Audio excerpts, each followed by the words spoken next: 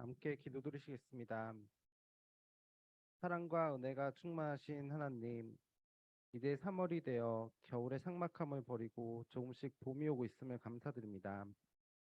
이렇게 좋은 날, 이렇게 다 함께 예배당에 모여 예배드리게 허락하여 주심을 감사드립니다. 지난주부터는 주님께서 이 땅에 오셔서 고난을 받으신 사순절이 시작된 주입니다. 항상 겸손함으로 오직 주님만 생각하며 생활할 수 있는 3월이 되게 하여 주옵소서. 이 영국 땅에 우리를 통해 하나님의 교회를 세우시고 하나님을 예배하게 하시니 우리 교회가 하나님의 마음을 깊이 묵상하며 하나님의 길을 따라가는 예수님의 제자된 교회가 되게 하옵소서.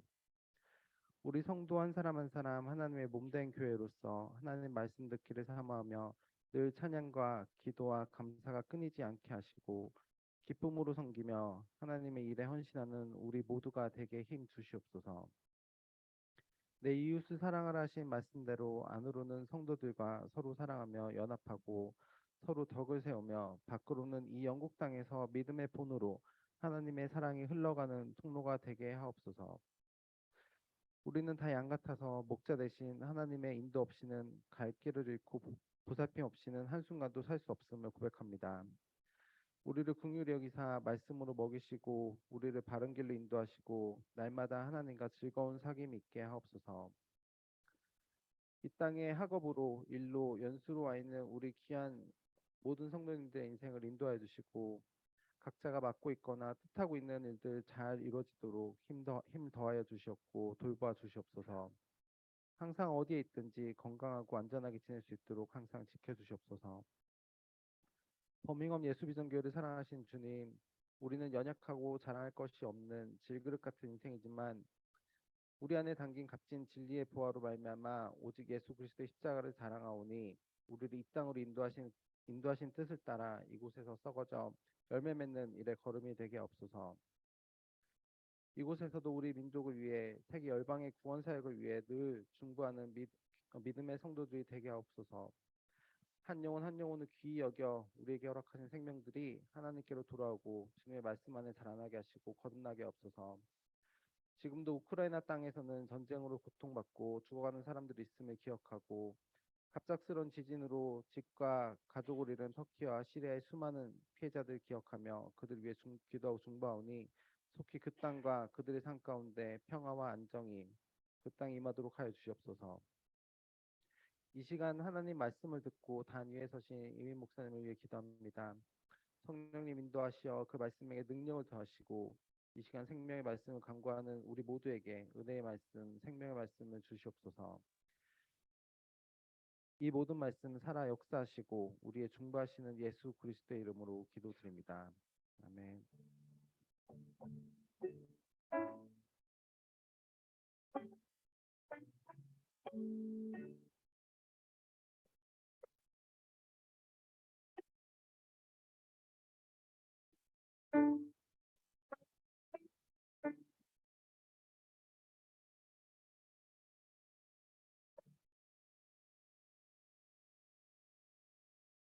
네, 모든 분들을 주님의 이름으로 축복하며 환영합니다. 광고 말씀드리겠습니다. 오늘 찬양대 모집합니다. 오늘 그리고 예배 후에 2층에서 찬양대 첫 모임을 한다고 합니다. 찬양대원으로 신청하신 분들 그리고 혹시 신청 안 하셨더라도 찬양대 함께 참여하기를 원하시는 분은 2층에 예배 후에 간식 시간을 조금 나누다가 2층에서 모임을 한다고 합니다. 많이 참여해 주시기를 바랍니다. 그리고 3월 첫 주인데요. 4월 둘째 주일이 부활주일입니다. 그래서 부활주일 날 우리가 성례식이 있을 텐데 세례, 입교, 유아 세례 희망하시는 분 있으면 신청해 주시기를 바랍니다. 오랜만에 또 반가운 얼굴들이 있으십니다. 우리 김동관 선생님 맞으시죠? 네, 오랜만에 오셨네요. 박수 한번 쳐주세요, 여러분. 네. 그리고 또 우리 이준원 집사님 또 신재 집사님도 오셨습니다. 신재 집사님 오랜만에 한국 다녀오셨는데요. 박수 쳐주세요. 네, 네, 또 이렇게 반갑게 얼굴을 뵙게 돼서 감사합니다. 아, 오늘 새로 오신 분 있으신가요? 네, 없으시군요. 같이 이제 말씀을 보겠습니다. 주일학교 학생들은 이제 이동해 주시기 바랍니다.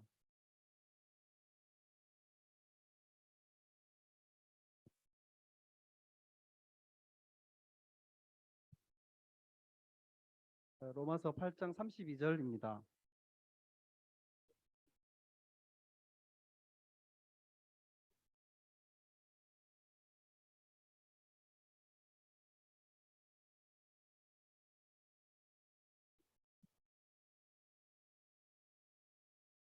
로마서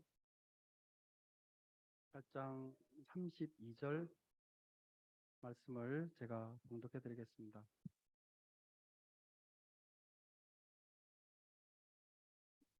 자기 아들을 아끼지 아니하시고 우리 모든 사람을 위하여 내주시니가 어찌 그 아들과 함께 모든 것을 우리에게 주시지 아니하겠느냐. 아멘.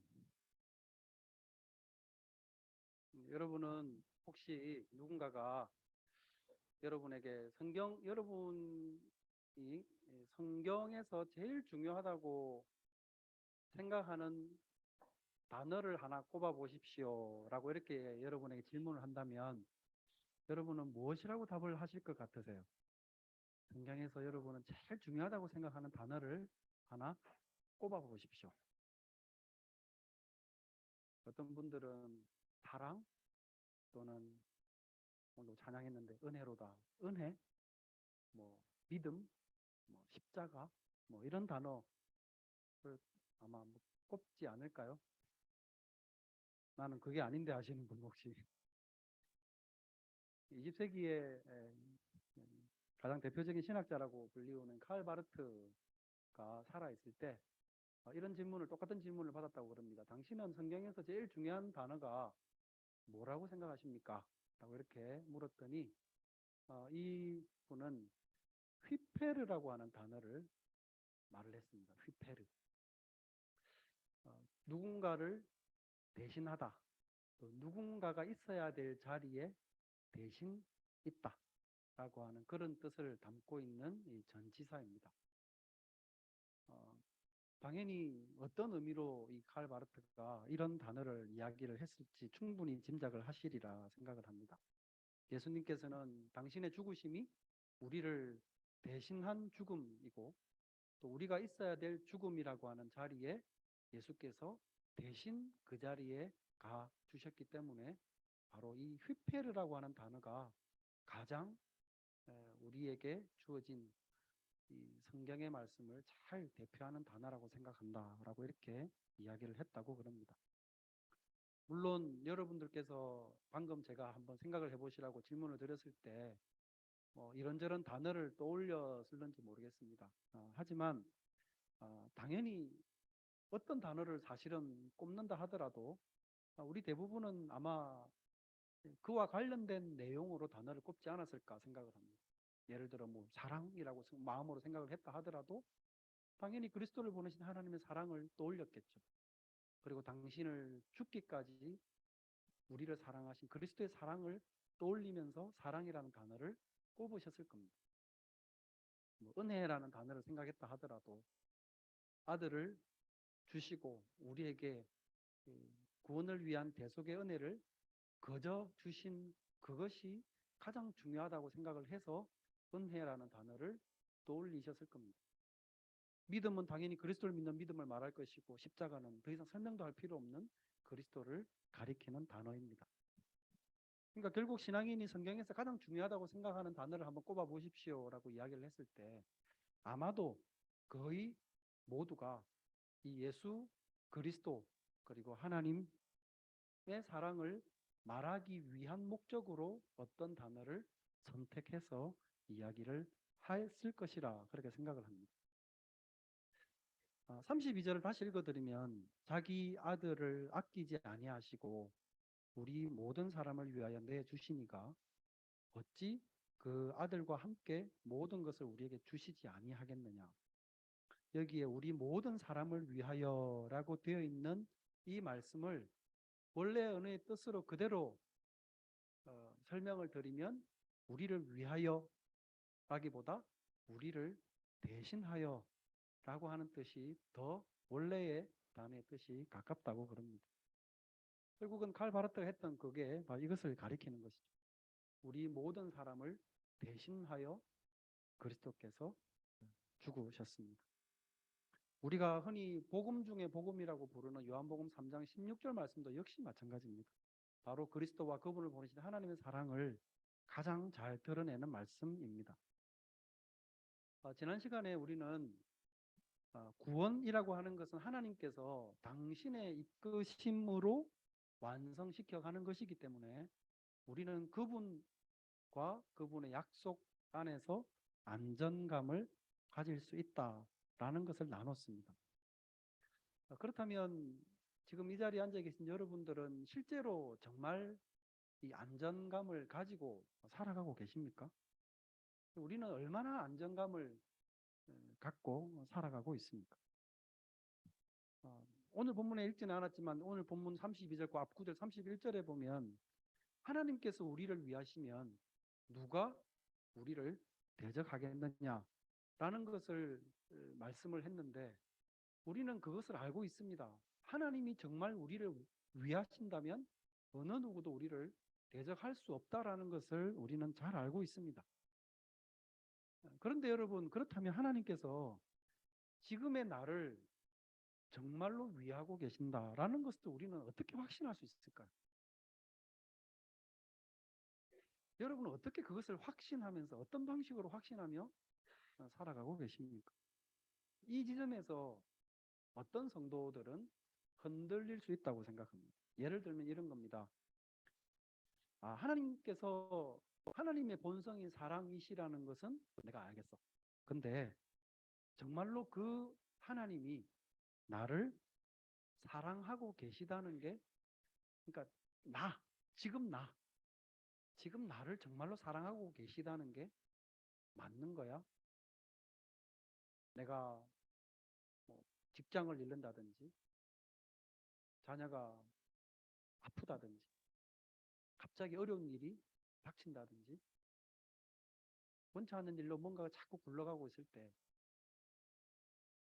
그 하나님이 사랑이신 건 내가 알겠는데 그 하나님이 정말로 지금 이 상황에 처해 있는 나를 정말로 케어하시고 진짜로 나를 사랑하고 계신 건가 하는 것에 대해서 우리는 어떻게 확신을 할 수 있느냐는 이야기입니다. 그럼에도 불구하고 하나님이 참으로 나의 편이시고 나를 위하신다는 것을 확신하면서 살아가고 계십니까? 아니면 그래, 그럼에도 불구하고 나는 믿을 수 있어. 그럼에도 하나님이 나는 나의 편이라는 것을 내가 믿어. 그런데 만약에 이 믿음과 확신이 정말 나 혼자만의 감정적인 확신이고 믿음이면 그러면 어떡하지? 혹시 그런 생각은 안 해보셨습니까? 오늘 본문을 기록하고 있는 바울 사도는 이 목회적인 관점으로 기록을 하고 있습니다. 다시 말씀을 드리면 이 원론적인 이야기를 전달하고자 함이 아니라 성도들이 실제 삶에서 느끼는 어려움을 바울 사도도 충분히 이해를 하고 그 처해 있는 상황 속에 있는 그 성도들에게 도움이 되고자 하는 가르침을 설명하여 주고자 하는 것이라는 겁니다. 바울 사도는 성도들이 삶에서 고난 가운데 있게 될 때 그 하나님의 사랑이 정말로 고난 가운데 있는 그 사람을 나로 할게요. 그것이 고난 가운데 있는 나에게 정말로 그 사랑이 실제로 향하고 있는가? 라고 하는 것에 대해서 확신을 갖지 못하는 경우가 있다는 것을 바울 사도도 충분히 공감하고 알고 있었습니다. 그래서 하나님께서 우리를 사랑하신다고 하는 사실을 감정적인 차원에서 전달을 하는 것이 아니라 실제적인 팩트를 가지고 우리에게 이야기를 해주는 거죠. 그게 32절에 있는 말씀입니다. 자기 아들을 아끼지 아니하시고 우리 모든 사람을 위하여 내주시니가 어찌 그 아들과 함께 모든 것을 우리에게 주시지 아니하겠느냐. 우리는 하나님의 본성이 사랑이시라는 걸 느낄 수 있기 때문에 아는 것이 아니라 하나님께서 자기의 아들을 아낌없이 우리를 위해 내주셨고 대신 죽게 하셨다라고 하는 그 역사적인 사실 때문에 우리는 알 수 있다고 바울 사도는 지금 이야기를 하고 있는 겁니다. 그래서 우리는 이 구원의 이 확신이라고 하는 부분과 구원의 이 확실성이라고 하는 부분을 구분을 할 필요가 있습니다. 이 구원에 대한 우리의 확신은 사람마다 요동칠 수가 있습니다. 오르락 내리락 내가 처해 있는 상황과 환경과 형편에 따라서 때로는 믿음이 충만해지기도 하고 때로는 침체를 경험하게 되기도 합니다. 하지만 우리는 이런 감정이나 확신의 정도에 따라서 내가 얻었다고 생각하는 그 구원이 가까이 오기도 하고 때로는 가까이 멀어지기도 하는 것이 아니라는 것을 알 필요가 있다는 것이죠. 즉 우리가 얻게 될 구원이라고 하는 것은 그것을 계획하고 성취시키고 또 완성해 나가는 당사자가 내가 아니라 하나님이시라는 사실 때문에 우리가 확신을 가질 수 있다는 것을 계속해서 새겨야 된다는 겁니다. 성경을 통해서 우리는 예수 그리스도의 대속 사건이 얼마나 확실하고 분명하게 완성이 되었는가를 잘 알고 있습니다. 우리는 성경을 통해서 많은 것을 이야기할 수 있습니다. 구약에 보면 하나님께서 구약 백성들에게 주셨던 이 피의 제사, 저들의 죄를 사하기 위해서 피의 제사를 주셨고 제사의 방법을 주시고 그와 같은 방식으로 그리스도께서 당신의 피를 흘려서 우리를 위한 대속의 죽음을 죽으심으로 우리는 그 대속이 이루어졌다는 것을 압니다. 또한 그렇게 죽으신 그리스도께서 말씀하신 것처럼 3일 만에 부활하심으로써 그 대속적 죽음이 실제로 죽음으로 끝난 게 아니라 성공적으로 완성되었다는 것을 우리에게 알려줍니다. 그런 것들을 보면서 우리는 믿음을 갖게 되는 것이죠.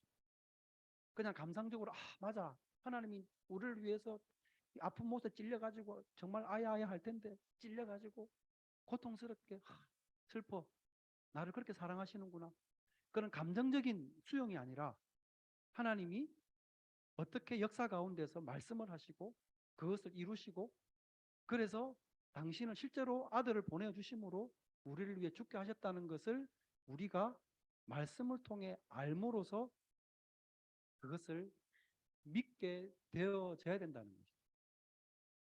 히브리서 말씀에 보면 하나님께서 주신 이 성전 예배 유형에 따라서 이스라엘의 지상적인 제사장이 하는 일과 장차 오실 메시아이신 대제사장께서 하실 일을 비교해 놓은 말씀이 있습니다. 이 주제는 히브리서 4장에서 시작해서 10장까지 계속해서 이어지는데요. 이 주제가 말하는 바는 이것입니다. 예수님의 대제사장으로서의 사역은 지상에서 하는 성전 안에서 하는 육신을 가진 제사장이 하는 예비적인 사역보다 훨씬이 아니죠. 비교할 수 없을 정도로 우월하고 그 일을 대신하여 그리스도께서는 완성하셨다는 것을 히브리서가 잘 보여주고 있습니다. 근데 그런 내용 다음에 10장에 보면 11절에서 14절까지에 보면 중요한 말이 나옵니다. 읽어드리면 제사장마다 매일 서서 섬기며 자주 같은 제사를 드리되 이 제사는 언제나 죄를 없게 하지 못하거니와 오직 그리스도는 죄를 위하여 한 영원한 제사를 드리시고 하나님 우편에 앉으사 그 후에 자기 원수들을 자기 발등상이 되게 하실 때까지 기다리시나니 그가 거룩하게 된 자들을 한 번의 제사로 영원히 온전하게 하신다는 게. 유대인 성전에 보면 성전 기구들이 많이 있는데요. 여러분 없는 게 하나 있습니다. 그게 뭔지 아세요? 성전 안에 이 성막 안에는 의자가 없습니다. 의자가 없다는 말은 그 성전 안에는 쉼이 없다는 이야기입니다. 여러분 성전 안에서 행하는 일이 뭡니까? 제사장이 백성들을 위한 죄를 속하는 속죄 제사를 드리는 곳 아니겠습니까? 근데 사람이 손으로 지은 성전 안에서 드리는 제사장의 제사는 결코 쉼이 없다는 거죠. 그래서 실제로 성전 제사는 물론 절기마다 자주 와서 백성들 와서 제사 드리지만 백성들의 죄를 사하는 대속죄일의 제사는 매년 반복해서 일어나고 있습니다. 그런데 예수 그리스도께서 스스로 희생 제사로 당신을 드리게 되었을 때 그 제물은 백성들의 죄를 온전히 사하시게 되었고 더 이상 제사를 드릴 필요가 없게 되었습니다. 그러므로 예수님께서 제물이 되시고, 그러니까 제물로 자기 스스로를 드리시고 하나님께서 그것을 받으셨을 때 예수 그리스도께서는 하나님께 가서 하나님 우편에 앉아 계신다 그러죠. 하나님 우편에 앉으심으로 그 성전에서 일어나는 대속적인 쉼 없는 제사가 완전히 최종적으로 완성되었다는 것을 알려주는 것입니다. 그러니까 우리가 이 우리의 구원에 관한 문제에 대해서 확신을 갖는 문제는 바로 이러한 사실에 근거해야 된다는 겁니다. 내가 하나님의 택한 백성이고 내가 하나님의 사랑을 받고 그리고 하나님의 사랑 안에 거하는 존재라는 사실을 이런 것들에 근거해서 우리가 알 필요가 있다는 것이죠. 제가 옛날에 그 대학부 1학년 초년 시절에 저희 교회에서 교회 그 학년별로 무슨 장기자랑인가 그런 걸 했어요. 그래서 제가 1학년 때 그 철로 역정이라는 책을 가지고 연극 대본을 제가 써가지고 이제 그것을 대본을 한 이틀 동안 열심히 기록을 만들어 가지고 친구들하고 그걸로 연습을 해가지고 발표를 했었습니다. 그래서 1등을 했어요.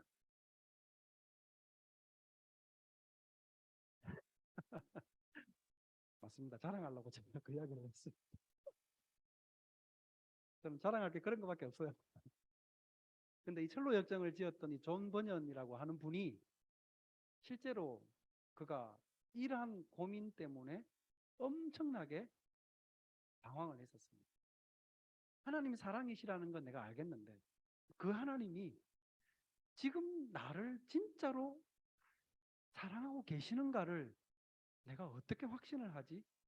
하는 부분에 대해서 하는 고민과 갈등을 했었습니다. 물론 나중에는 청교도 신앙을 가진 사람으로서 끝까지 믿음을 지키면서 감옥에서 그렇게 믿음을 지켰던 사람이 되었죠.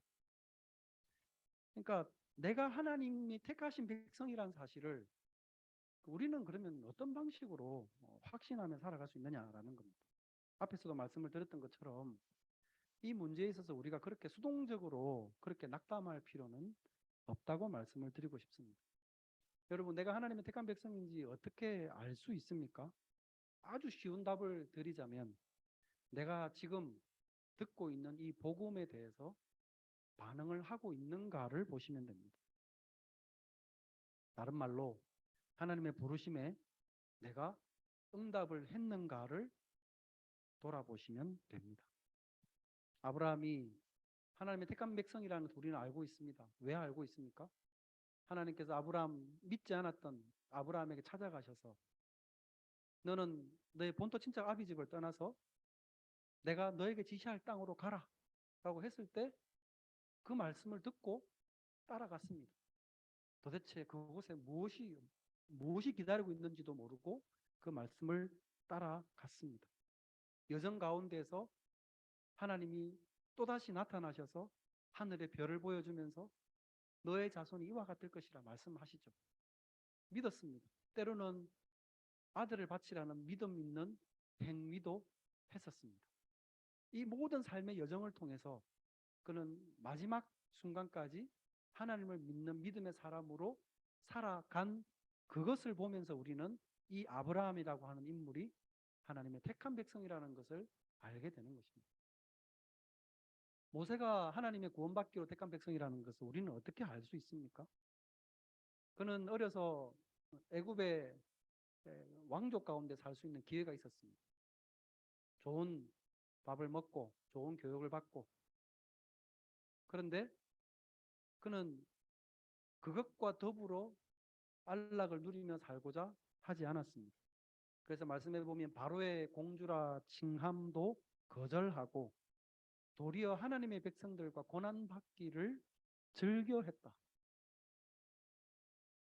그래서 하나님의 보내심을 받아서 바로에게 가서 백성들을 내보내라고 이야기를 했고 백성들과 함께 나왔고 그가 살아있는 그 이후의 삶의 족적들을 보면 하나님을 대언하는 좋은 멋진 모습도 있었지만 그의 삶 가운데에서 하나님의 백성들과 함께 동고동락을 하면서 믿음의 삶을 지켜갔던 사람이었습니다. 그걸 보면서 우리는 모세가 하나님의 택한 구원의 백성이라는 것을 알게 되는 것이죠. 한 명만 더 이야기하겠습니다. 바울 사도. 바울 사도가 하나님의 택한 백성이라는 것을 우리는 어떻게 합니까? 하나님께서 당신의 많은 백성들에게 복음을 주고 믿게 됐을 때 바울은 처음에는 믿지 못했습니다. 그래서 그 믿는 자들을 오히려 박해하러 쫓아다녔습니다. 그러나 다메섹으로 가다가 그리스도의 환상을 보게 됩니다. 그 이후에 그는 바뀌었습니다.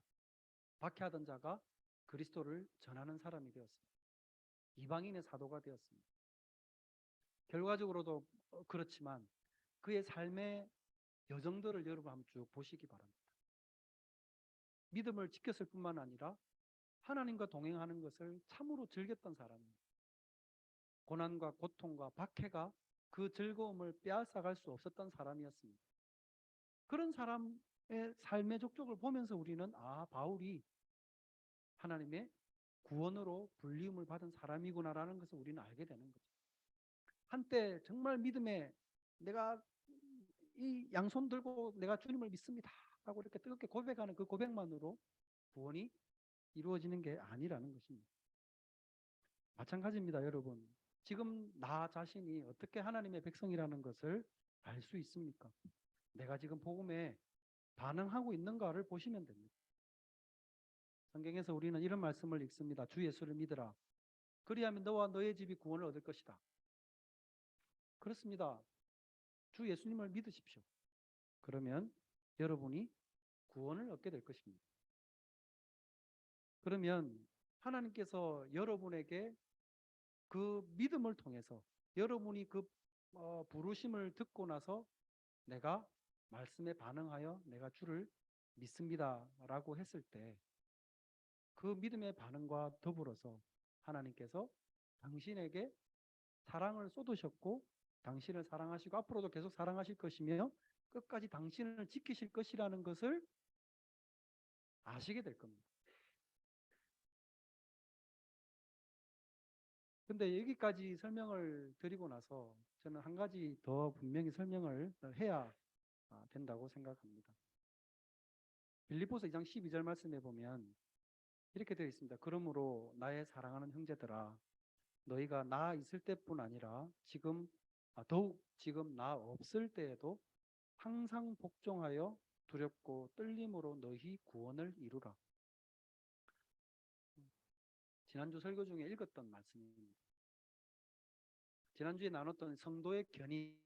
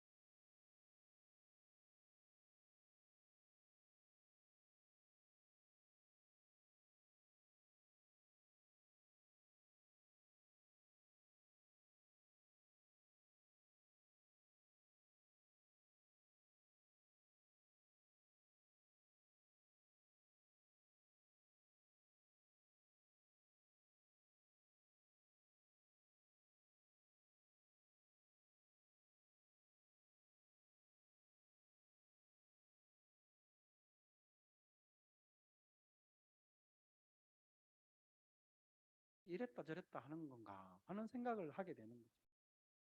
그러니까 성도의 견인, 그러니까 하나님이 택하셨으면 끝까지 그 택한 자를 구원에까지 이끌어 가신다고 하는 하나님의 말씀이 성령의 견인의 교리 가르침인데, 또다시 여기서 우리가 우리의 뜻을 주님의 뜻에 복종하면서 두렵고 떨림으로 우리의 구원을 늘 이루어야 된다라는 이 말씀을 하는 것이 결국은 그러면 우리가 구원을 위해서 열심히 뛰어야 된다는 거 아닌가?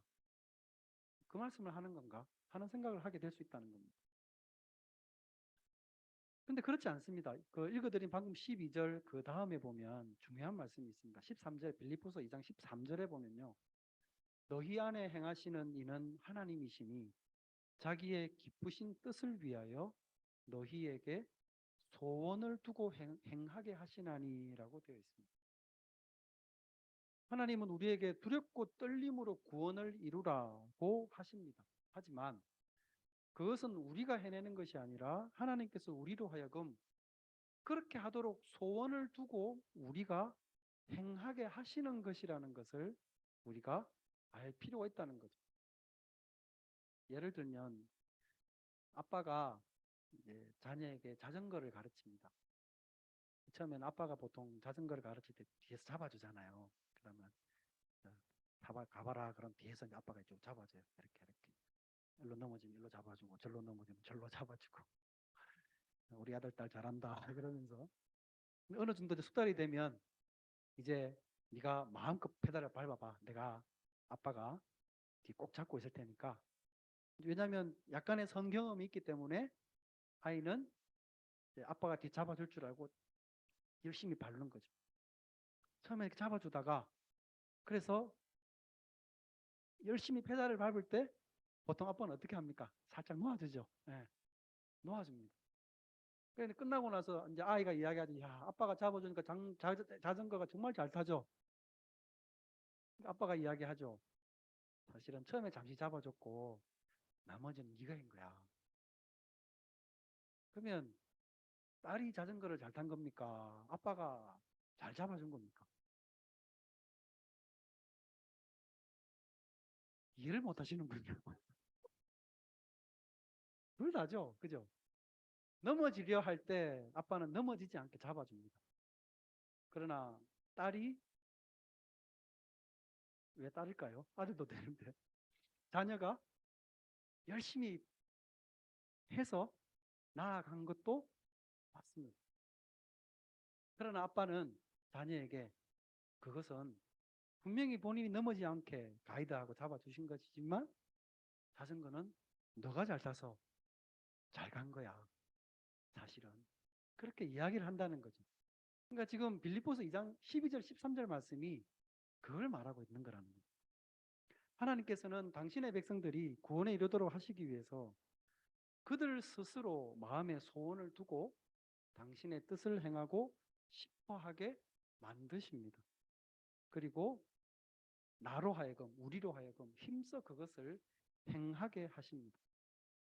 택한 백성이 그 결심과 의지와 노력으로 지속적으로 그것을 행하도록 성령을 통해서 이끌어 가십니다.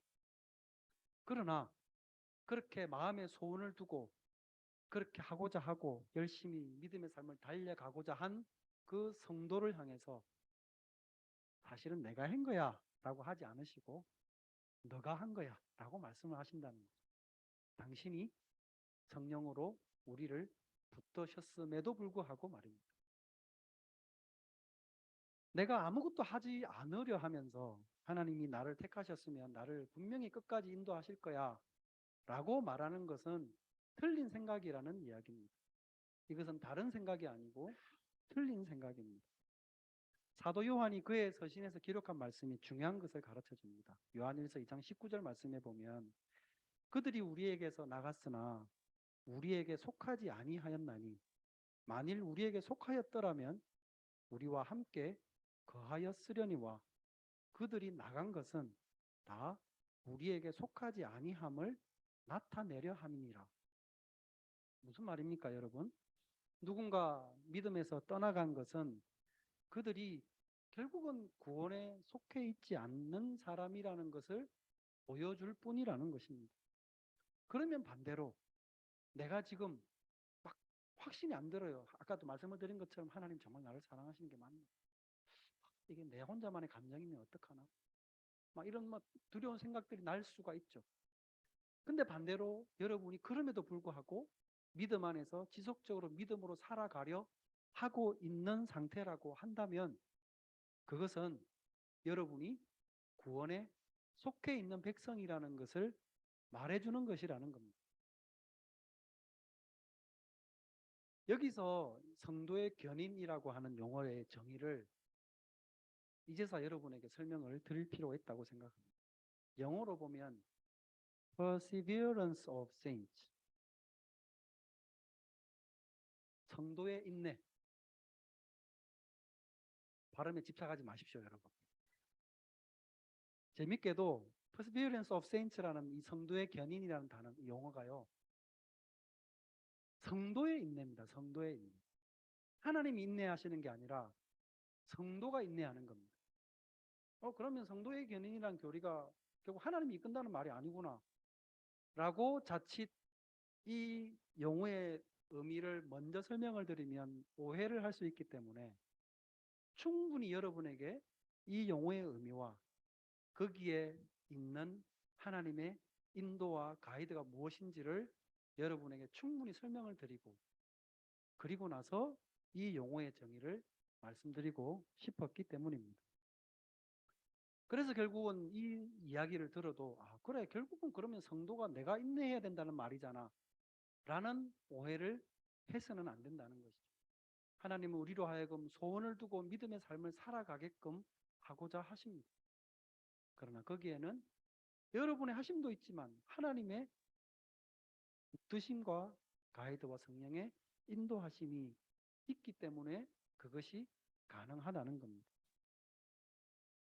구원은 믿는다는 고백만으로 보장이 되는 것이 아닙니다. 우리가 참으로 믿으면 거룩함까지 끝까지 우리가 인내하게 된다는 것을 의미합니다. 내가 인내하지 않는데 주어지는 구원이란 없습니다. 정리하겠습니다. 여러분, 구원의 확신, 교회에서는 말을 많이 하죠. 중요합니다. 하지만 확신의 크고 작음이 우리의 구원의 유무를 결정하지 않습니다. 우리는 하나님의 약속에 근거해서 구원의 확실성을 붙들어야 됩니다. 구원의 확실성과 확신은 엄연히 다릅니다. 구원의 확실성은 하나님 편에서 결정을 한 것이고 우리에게는 감추어져 있습니다. 구원의 확실성은 그렇기 때문에 감추어져 있는 우리가 발견할 수 있는 것은 내가 지금 믿음으로 살아가려 하고 있는가 하는 것을 통해서 그것을 알게 될 뿐이라는 겁니다. 우리의 구원에 대한 우리의 확신이 결코 우리의 구원에 대한 확실성을 변경하지 않는다는 것을 꼭 기억하시기를 바랍니다. 여러분이 하나님의 말씀과 주님의 사역을 현재 믿고자 하고 있다면 말입니다. 그러므로 신자는 절대로 은혜에서 떨어질 수 없습니다. 왜 그렇습니까? 웨스트민스터 신앙고백서 17조 2항에 보면 이렇게 기록을 합니다. 성도의 이 견인은 그들 자신의 자유의지에 달린 것이 아니다.